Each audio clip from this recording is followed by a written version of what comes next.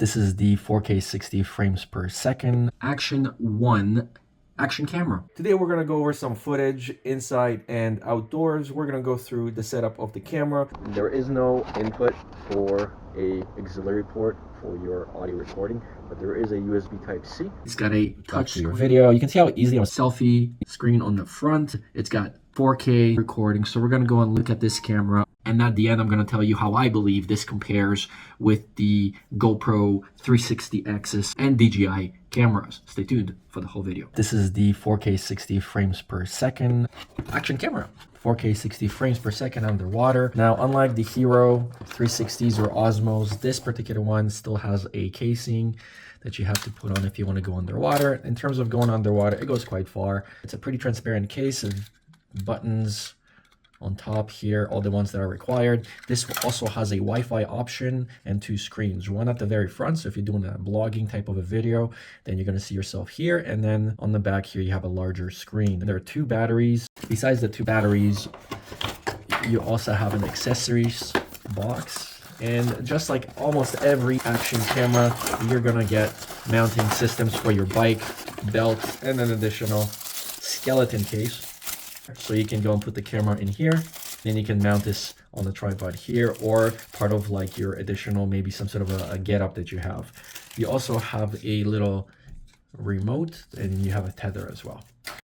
It's got a very nice look to it. I definitely dig the two-tone, this little red detail. It's an auto-adjusting lens. On the very top, you have your OK power button. So there's an arrow down. This one acts as an arrow up, and there's also an M for mode.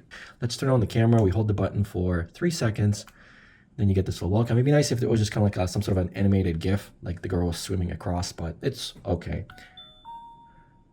But what if I want to do a selfie mode? Well, I simply press and hold the M button for 2 seconds. And then that is going to turn on the selfie mode. So now I can go and do whatever I want to do. The problem is, well, there's no problem, but this one is not touchscreen. So hopefully you have set your proper resolution. There's a little tripod mount. The battery compartment is right there. You get 2 batteries. There's a pull tab just like any other action camera. Let's take a look at the battery. It is a rechargeable lithium battery, 3.7 volts, 1050 milliamp. So these batteries usually last in the very beginning about 42 minutes. With time, they're going to downgrade to about 36, 7 over a year. But you get 2, and you can very easily buy these on Amazon. We've got a 60 gigabyte card in here. You can see this little icon there. That's your image stabilization. You can turn on or off the microphone. So it's on. You can see that it's fully charged. Your zoom is plus and minus. So we can go and zoom in all the way to 5x. You can see right there. On the very bottom, you have your settings. So first you got your video resolution, right? We're on 1080p 30. Now, one thing that I don't like is that I wish it was 120 frames per second at 1080p. You only have a max of 60.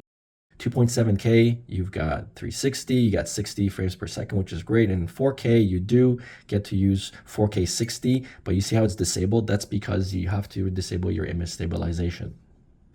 Let's go into our settings. So image rotation, almost never use. Your light frequency 50 by default. Angle, wide, narrow, middle. So we're gonna go to wide angle. Now to navigate the screen, you can also go up and down and then press OK to enter the menu, right? So let's go in here, wide angle, we're good. Now press this to exit, right? Let's zoom that out to nothing. So let's go and look at the footage at this point. All right, guys, so this is the very first time using this Action1 camera. This is it right here. There is no input for a auxiliary port for your audio recording, but there is a USB Type-C. This is right now 9 in the morning. My kid is enjoying watching his own video. Right here, there's Amy, right? What do you think? Now we're gonna go straight up to see how quickly it adjusts to the blue sky, and down again, and then up again. And those are like somewhat faded leaves, and then these are orange leaves. All right, so these are just B-roll shots.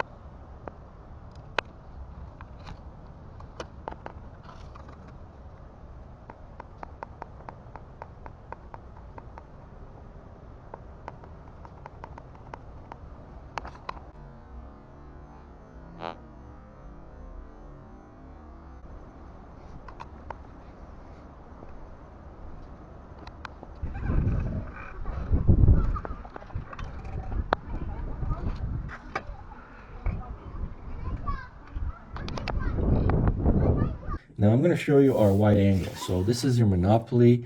And so on my phone, I'm seeing from here to here. So we're basically going to put our finger here. This is the beginning of our finger. Now, if I put this right beside, you can see that I also see my finger. So the wide angle is as good as my phone. However, my phone has the additional option of further zooming out, which this does not. So after your video resolution, you've got your EIS, that's your electronic image stabilization. And again, you can turn this on or off. Again, if you disable this, you have the additional video resolution of 4K 60. All right, so this is a setting for whether you're in a sunny, cloudy day, you have incandescent lights, fluorescent lights. We're gonna set to auto. We're not like gonna be setting any photographic settings, to be honest with you guys. All right, let's exit out of. Let's go and change the filter to say negative, go back, and then we take a picture. And then I'm gonna go black and white, which is also nice. And then we take a picture of black and white. Okay, press play to review your videos or images. Very easy, you can switch between these, see that? And then we can, of course, delete these at will as well. Switch back to your video. You can see how easily I'm switching between these. These are the videos that I recorded. And then again, we'll just go back to our shooting screen. Let's go and press mode again. You got your slow video. By default, it slows it down to 2x. Let's see what we get in here. And then all you're really getting, oh, there you go, 4x. Oh, I did not know about this particular setting. Okay, so I guess you do 4x slow video. So I guess it's just a setting. Let me just test this out here. We're gonna put this and I'm gonna jump up in the air.